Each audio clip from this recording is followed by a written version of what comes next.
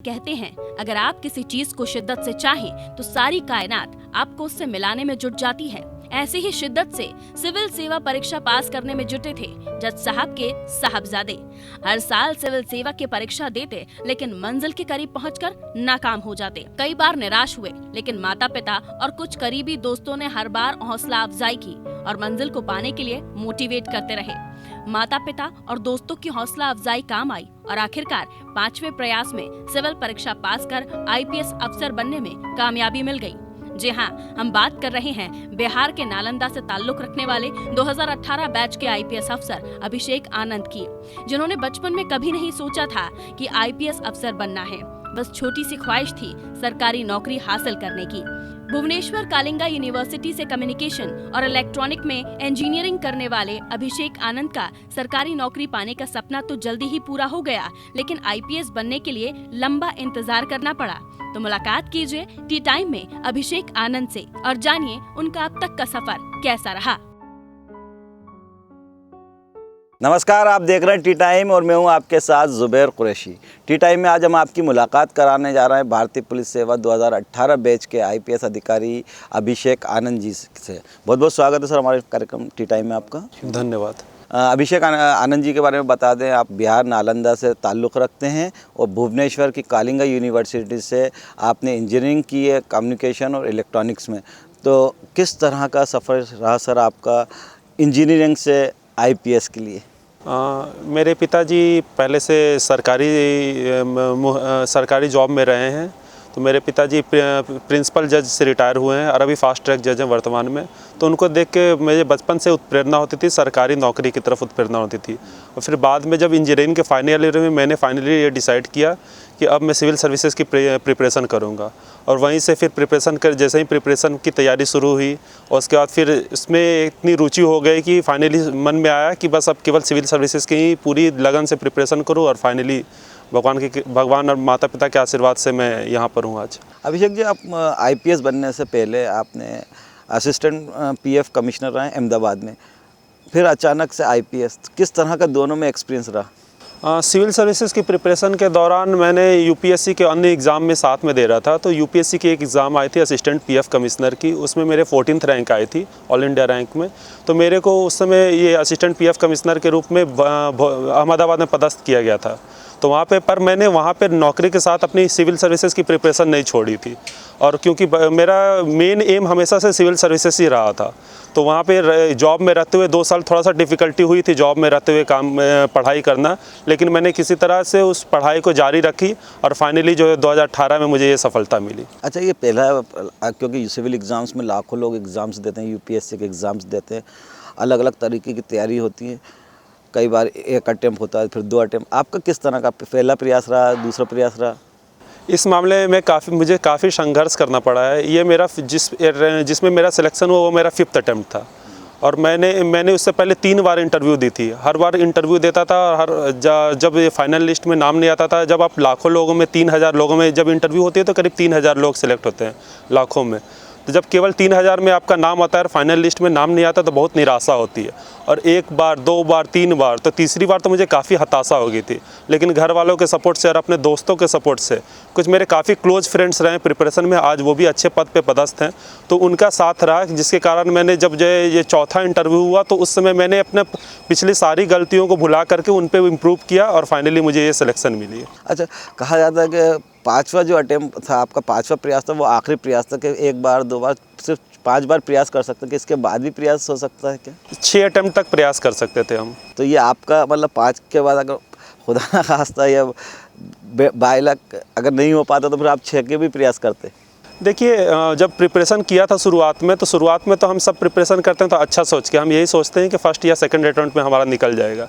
लेकिन किन्हीं कारणों से कभी कभी होता है कि आप कुछ कमियां रह जाते हैं, जिसके कारण कभी कभी असफलता हाथ लगती है।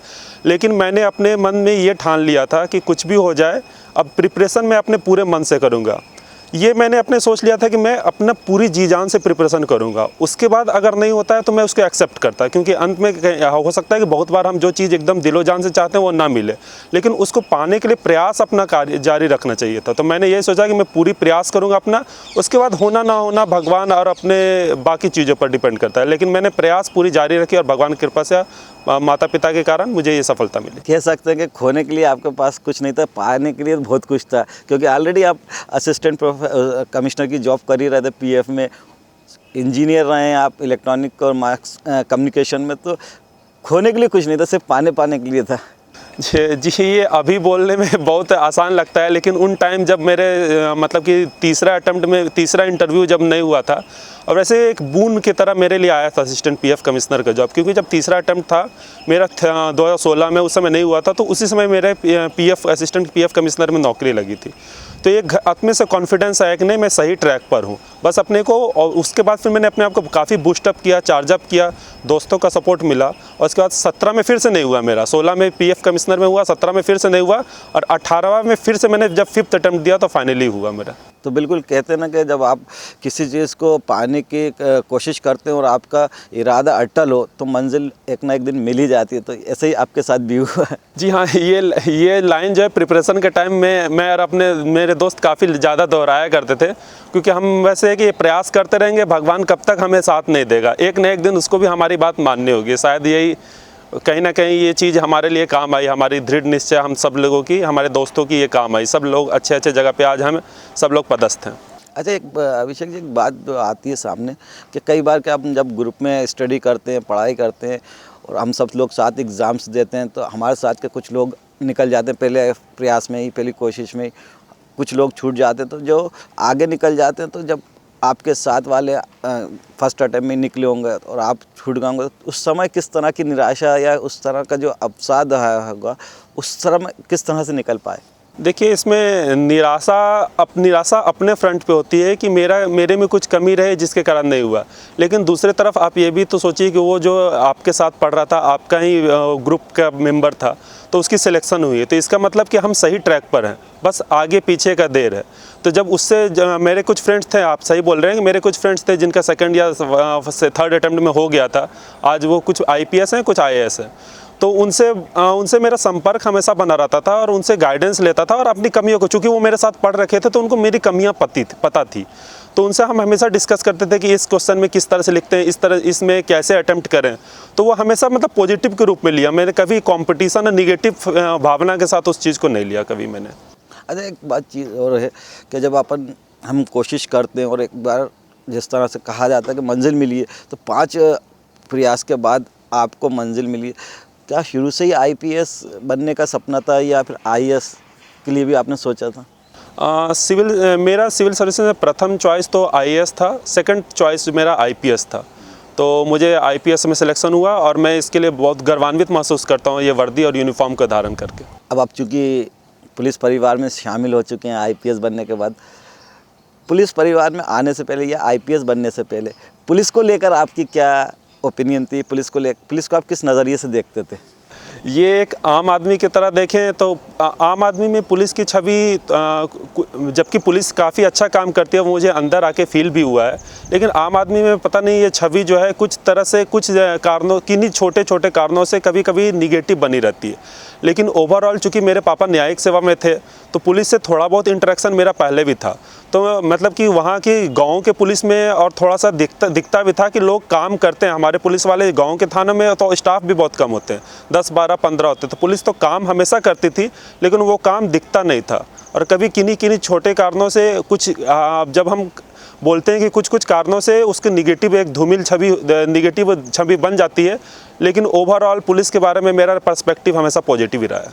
अच्छा, जब हम स्टूडेंट लाइफ में रहते हैं, कई बार पुलिस से वास्ता पड़ता है, कभी ट्रैफिक को मिलेगा, कभी चालान को लेगा, कभी आपका वास्ता पड़ा स्टूडेंट लाइफ में पुलिस से?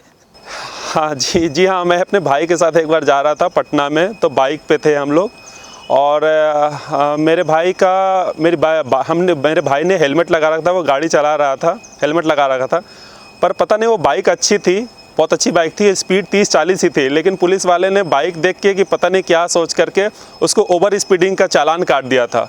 तो उस समय मुझे काफ़ी गुस्सा आया था, लेकिन फिर शायद वो भीड़ भाड़ वाला एरिया होगा, उनका कुछ अपना नज़रिया रहा होगा जो मैं शायद नहीं समझ पाया होऊंगा।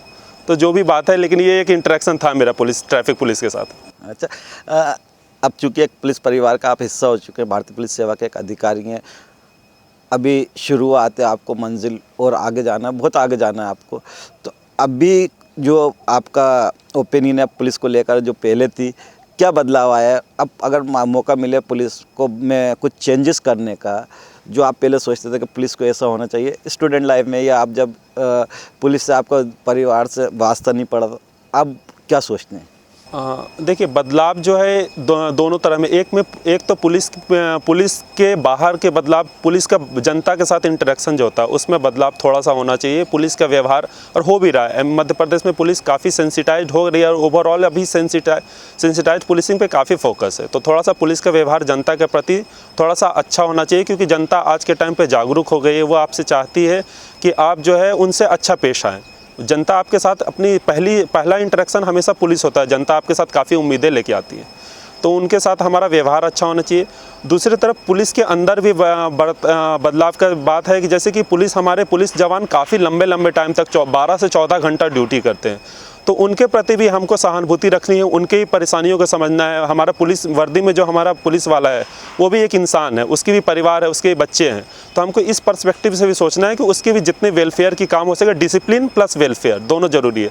डिसिप्लिन के साथ हम कॉम्प्रोमाइज़ नहीं कर सकते, लेकिन पुलिस की वेलफेयर भी साथ में हमें ध्यान रखना चाहिए। अच्छा, पुलिस को लेकर ये जो आपकी सोच अब है, क्या पहले भी जब आप पुलिस में नहीं आए थे तो इस तरह की सोच थी? जब पुलिस वाले 24-24 घंटे आप देखते होंगे, पुलिस वाले सड़कों पे, सर्दी हो, गर्मी हो, बारिश हो, लगे होंगे, तीज त्यौहार हो, तब भी पुलिस आपको हर जगह नज़र आती, तब भी आपकी इस तरह की कुछ पुलिस को लेकर सोच थी कि कितनी मेहनत करते हैं? जी हाँ, सहानुभूति तो थी क्योंकि पहले भी जब हम पापा वगैरह, बचपन की बात है, जब हम पापा वगैरह दुर्गा पूजा के पंडाल वगैरह में घूमने जाते थे, तो हम देखते थे कि कैसे हम दुर्गा पूजा सेलिब्रेट कर रहे हैं, कैसे पुलिस वाले खड़े हैं सारे ड्यूटी पर अपना। तो उस समय मैं पापा से ये बातें करता तो था कि पुलिस वाले के लिए क्या कोई त्यौहार नहीं होता है, तो पापा बस हंस देते थे।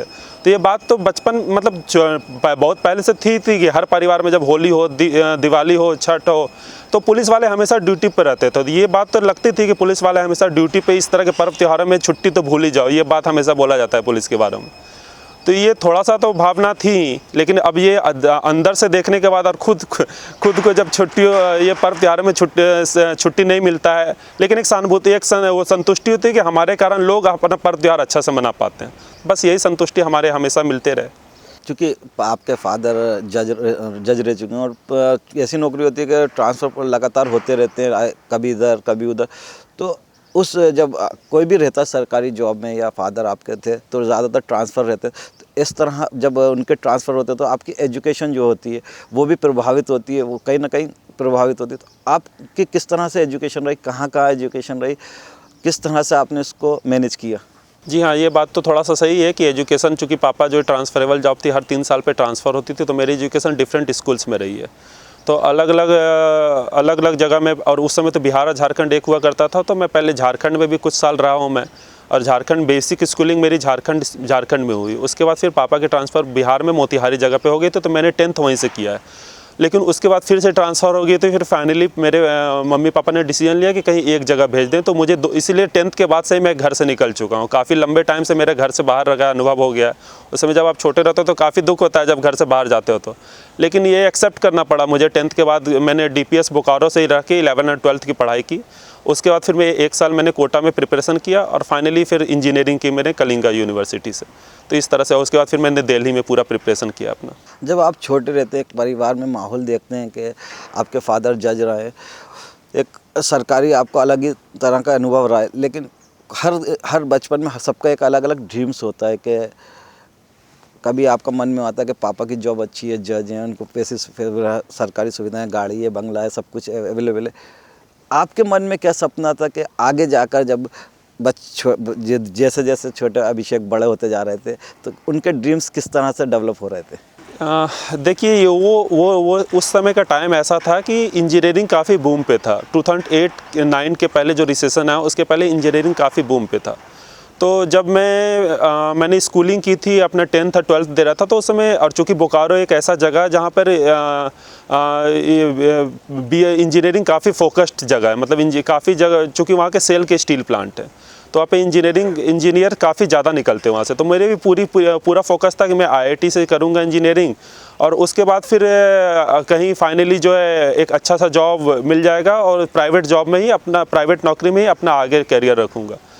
लेकिन फिर पता नहीं, डेस्टिनी बोले आज क्या बोलें कि 2008-9 का रिसेशन आ गया, और कॉलेज में मैं उस समय था। तो उसके बाद फिर मेरे अचानक से मैंने सोचा कि अब शायद कुछ दूसरा सोचते हैं, और वहीं से मेरी थॉट डेवलप हुई है। फाइनल ईयर में फाइनली मैंने डिसाइड किया कि अब सिविल सर्विसेज प्रिपरेशन की तरफ मैं जाऊंगा। 10th क्लास से आप परिवार से दूर रहे, जैसा आपने बताया 10वीं के बाद आप पूरी तरह से दूर हो गए थे फैमिली से। फिर उसके बाद आपने वहाँ से इंजीनियरिंग की भुवनेश्वर से, अलग अलग दोस्तों के साथ रहे, एक के बाद एक, 2, 3, 4, 5 प्रयास किया है सिविल एग्ज़ाम क्रैक करने के लिए।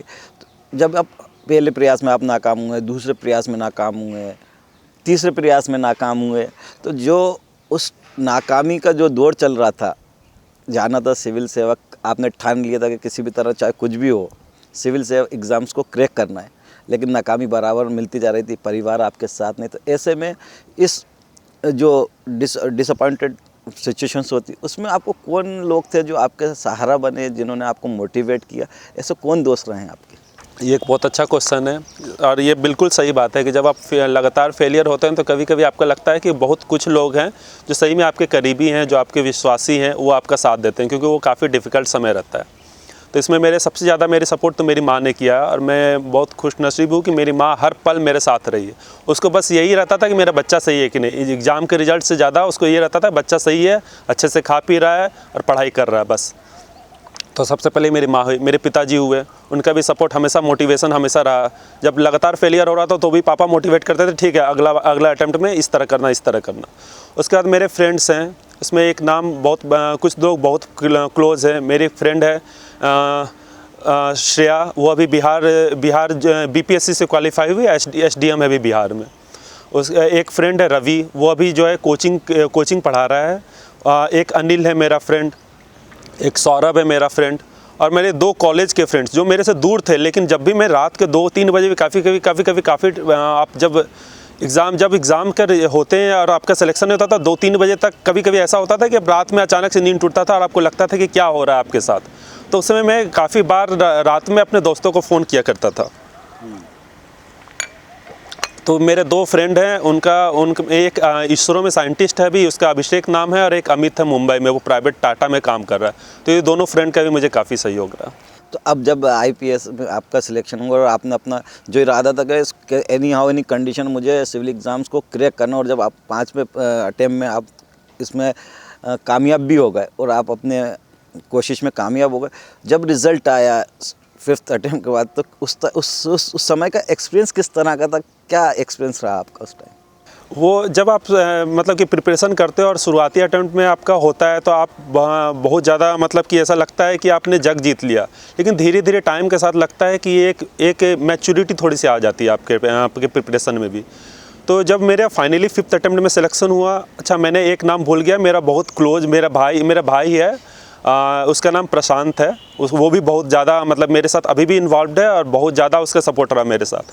तो जब ये फाइनली मेरा सिलेक्शन हुआ, उस समय बड़ी इत्तेफाक की बात है कि मैंने जो एक दोस्त का नाम लिया अभिषेक, जो इसरो में साइंटिस्ट है, उस दिन उसकी शादी थी और मैं रास्ते में जा रहा था। शादी में अचानक से गाड़ी में था कि मेरे साथ मेरा दूसरा दोस्त अमित था, और हम दोनों गाड़ी से जा रहे थे उसकी शादी में। तो वही रिजल्ट आया, गाड़ी में रिजल्ट आया। तो वो शायद मेरी ज़िंदगी का सबसे खुशनसीब लम्हा है, क्योंकि हम 3 दोस्त काफ़ी क्लोज हैं, जो एक दूसरे को भाई की तरह मानते हैं। हम 3 लोग थे, वो शादी के दिन था। अभिषेक, अमित और अभिषेक आनंद जी। हाँ, अभिषेक आनंद, अभिषेक और अमित, हम तीनों हैं।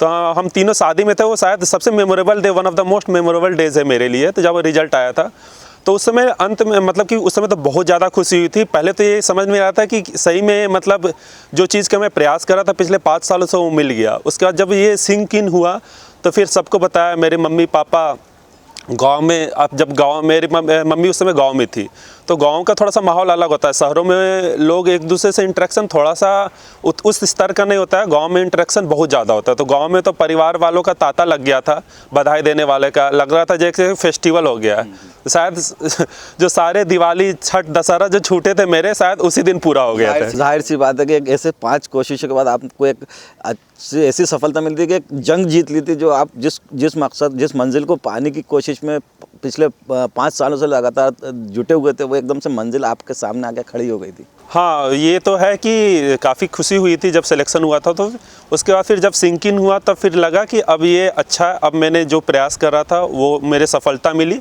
अब अगला स्टेप क्या है, तो अब जनता जो जिस नौकरी में भी मैं, जो भी सर्विस मुझे एलोकेट होगी, तो उसमें मैं अपने सर्विस के साथ न्याय कर सकूँ, बस यही था। और जो भी सर्विस मिले और फाइनली मुझे IPS मिला, तो फिर जनता की सेवा करने का मुझे मौका मिला। अच्छा, अब उन दोस्तों से अब मुलाकात होती है, कभी गेट टुगेदर होता है जो आपके बुरे वक्त, एक जो बेड टाइम था उसके साथ ही रहे हैं आप?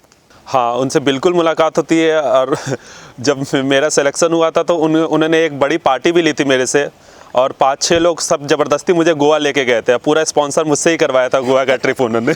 जाहिर सी बात है, गोवा। तो अब चूँकि आपकी शुरुआत हो गई पुलिस परिवार में, अभी आपका प्रोविजनल पीरियड चल रहा है, फिर आपको CSP, additional SP, IG, DG तक आपको जाना है, तो किस तरह देखते हैं सफ़र की शुरुआत को, और क्या आपकी आगे की प्लानिंग्स हैं?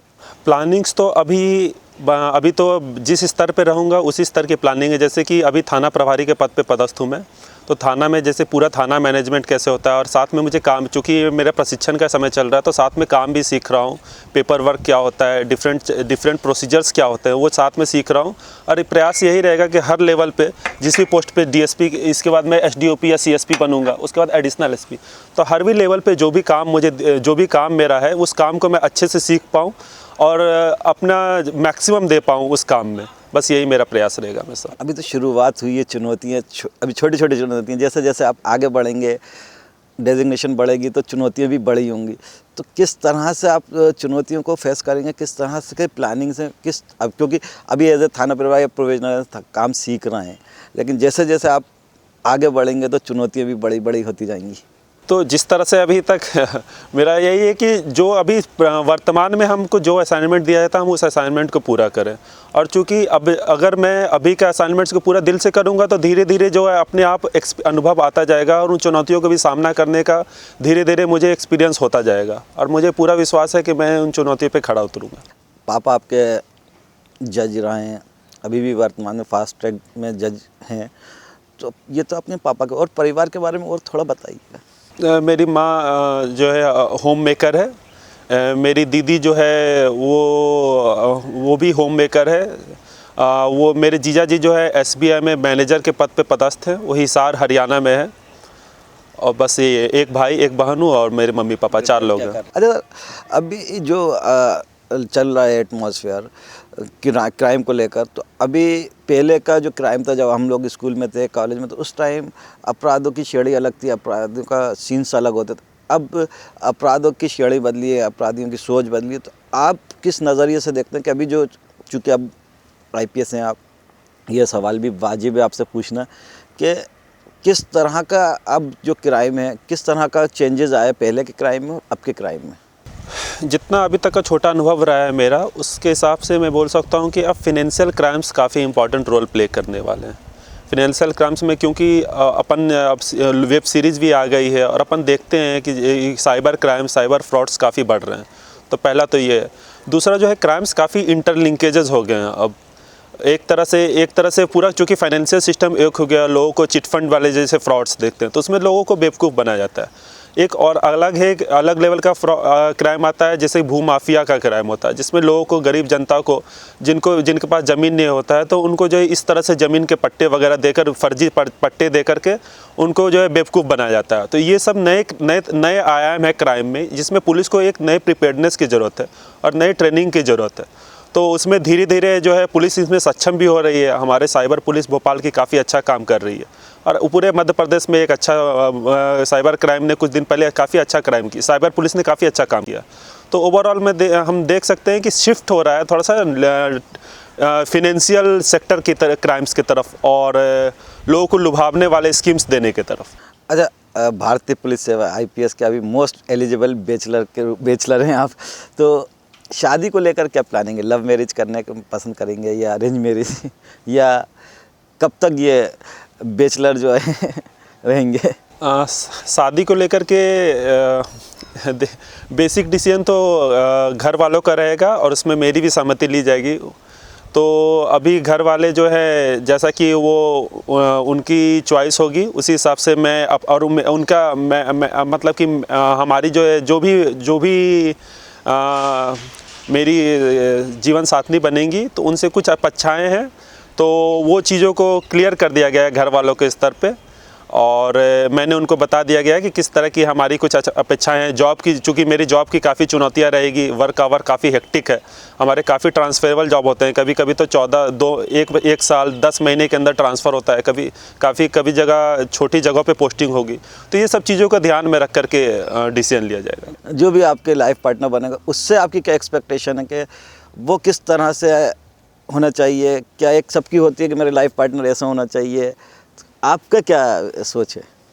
हम दोनों अंडरस्टैंडिंग होने चाहिए एक दूसरे के प्रति। मैं उसकी जो भी लाइफ पार्टनर बनेंगी तो मैं उसको समझ सकूं और वो मुझे समझ सके, वो मेरे जॉब के नेचर को समझ सके, क्योंकि काफ़ी हेक्टिक हो जाता है कभी कभी। अभी के टाइम पे ही कभी काफ़ी हो जाता है कि 17-18 घंटे ड्यूटी हो जाती है, तो हम रात में कभी हमारा वर्क आवर जो है काफ़ी डिफाइंड नहीं होता है, कभी 2-3-4 बज जाते हैं, रात सुबह हो जाती है। तो ये चीज़ें थोड़ा सा समझना पड़ेगा। उसके अलावा जो है हमारे पहले ये भी चीज़ है कि जनता की सेवा हमारा पहला है।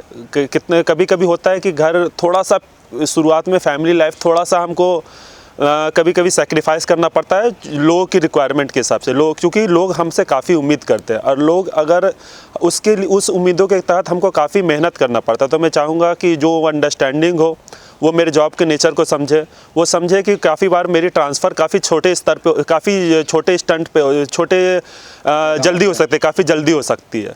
तो इन चुनौतियों को समझ करके, और जो काफ़ी कभी होता है कि ये बोला जाता है कि दूर के ढोल वाली बात हो जाती है कि जब हम जॉब के अंदर आते हैं तो इन चुनौतियों को अंदर से आते समय बाहर के लोगों को कुछ और लगता है, जब आप अंदर से देखते हो तो ये चुनौतियाँ काफ़ी मायने रखती है। तो ये चीज़ों को समझना। अच्छा, जैसे आपकी मदर क्या कहते हैं होम मेकर रही हैं, सिस्टर भी होम मेकर रही हैं, तो आप अपने लाइफ पार्टनर को भी होम मेकर के रूप में देखना चाहते हैं कि या वो जॉब करें या सर्विस में हो? किस तरह के एक्सपेक्टेशन है? नहीं, ऐसा कोई मैंने डिफाइन नहीं कर रखा है कि होम मेकर ही हो या फिर जॉब करने वाली हो। जो वो उसकी डिसीजन होगी। जो भी मेरी जीवन साथी होंगी ये उनका डिसीजन होगा, और ये मेरे को लगता है कि सही भी नहीं होगा कि मैं अपना डिसीजन उनके ऊपर इम्पोज करूं। नहीं, पर्सनल आप क्या चाहते हैं कि आप किस तरह एक्सपेक्ट करते हैं कि आपकी जो लाइफ पार्टनर बनने वाली हो या बनना चाहते हैं वो जॉब करती हों या होम, मतलब इसमें मैं यही बोलूँगा कि वो फिर से वही है कि वो मेरा पर्सनल ऐसा एफिलिएशन है। मैं बस ये चाहूँगा कि वो मेरे साथ रहें, बस बाकी उनको अगर काम करना हो तो वो स्वतंत्र अपना डिसीजन लेने के लिए। बस मैं यही चाहूँगा कि वो जितना ज़्यादा हो वो मेरे साथ रहें, बाकी वो उनका डिसीजन होगा। काम करना है कि होम मेकर बनना है, वो उस पर मेरा कोई सोचना ही नहीं है। अच्छा, एक आखिरी सवाल अभिषेक जी, कि जो लोग सिविल एग्ज़ाम्स में आना चाहते हैं या सिविल एग्ज़ाम्स की तैयारी में लगे हुए हैं, जैसे आपको कई बार नाकामी के बाद सफलता मिली, लेकिन कुछ लोग ऐसे हैं कि जो 1, 2, 3 की नाकामी के बाद से टूट से जाते हैं और गलत स्टेप्स भी उठा लेते हैं या फिर डिप्रेशन में चले जाते हैं, उनके लिए आपका क्या मैसेज है? ये बहुत महत्वपूर्ण सवाल है और सही बोल रहे हैं आप। मुझे अभी भी लोग काफ़ी जो टच में है, जो मेरे प्रिपरेशन वाले कुछ जो फाइनल टाइम्स में कुछ लोग मिले थे और कुछ मेरे सिलेक्शंस के बाद लोग मिले थे जो मेरे टच में है। तो उनको मैं हमेशा, जब भी वो इस तरह से हताश होते हैं तो उनसे मैं हमेशा एक सवाल पूछता हूँ, क्या ये सिविल प्रिपरेशन का डिसीजन आपका था कि आपके ऊपर किसी ने इम्पोज किया था? और वो जवाब देते हैं मेरा था। तो मैं उनको बोलता हूँ, जब सपने आपके थे, जब पूरे ख्वाब आपके थे, तो फिर मेहनत कौन करेगा? आपके बदले कोई और तो मेहनत नहीं करेगा ना। तो जब आपने डिसीजन खुद सोच करके लिया था, काफ़ी चुनौतीपूर्वक चुनौतीपूर्ण क्षेत्र है जिसमें काफ़ी टाइम लग सकता है। जब सारे डिसीजंस आपके थे तो अंत में आपको मेहनत आप ही को करना होगा। तो ये मेरे हिसाब से ये हमेशा अपने आप को पूछते रहना चाहिए कि डिसीजन मेरा था तो अंत में संघर्ष भी मेरा होगा, मेरे बदले कोई और संघर्ष नहीं करेगा। बिल्कुल। तो ये थे हमारे साथ 2018 बैच के आईपीएस अधिकारी अभिषेक आनंद जी, जिनसे आज हमने टी टाइम में बात की और जाने उनके कई अनकहे राज। ख़ास जो बात कही है कि 5 प्रयासों के बाद भी उनको सफलता मिली है, तो यही उन्होंने एक मैसेज दिया है जो सिविल एग्ज़ाम की तैयारी कर रहे हैं। पहले प्रयास में नाकाम हो रहा है, दूसरे प्रयास में नाकाम हो रहा है, लेकिन जो उन्होंने एक अहम बात की है, बहुत ये अहम बात है कि सपने आपने सपने देखें तो उनको पूरा करने की जिम्मेदारी भी आपकी है। किसी भी नाकामी से हताशा नहीं होना चाहिए, निराश नहीं होना चाहिए। तो बहुत बहुत शुक्रिया सर, आप हमारे साथ जुड़े। देखते रहिए टी टाइम। दीजिए इजाज़त, नमस्कार।